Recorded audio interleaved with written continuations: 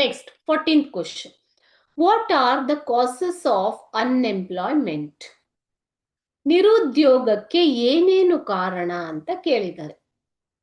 First one, over population.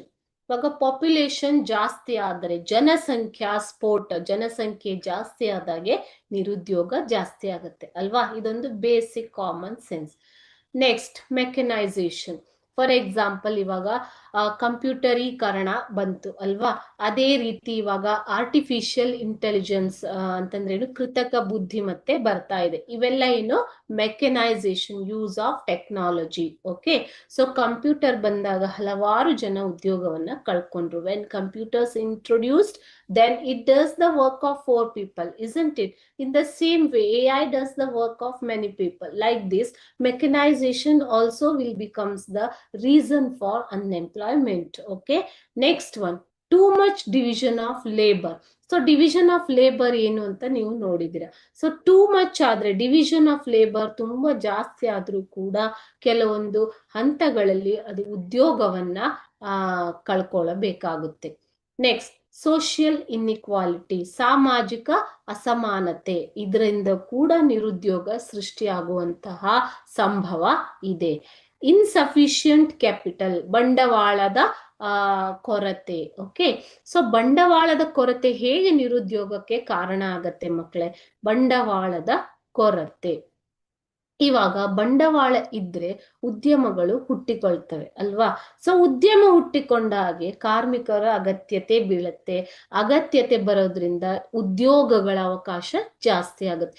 When there is sufficient capital, then industrialisation will be there. Okay, so when industries are established, they need laborers to work, isn't it? Workers and laborers, employees, etc.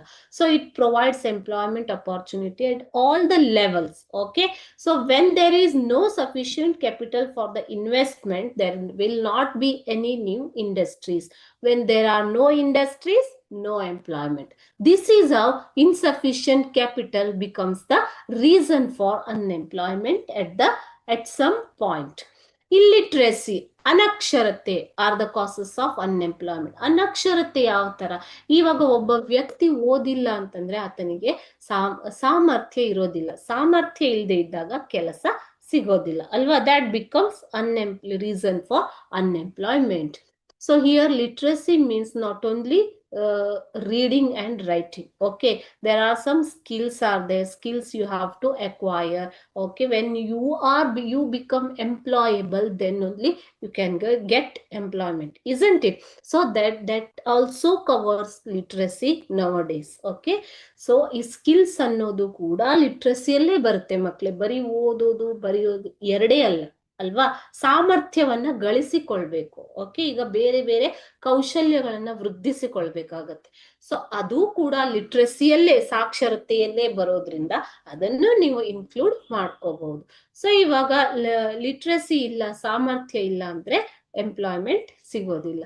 ಈ ತರ these are the reasons for or causes for the unemployment.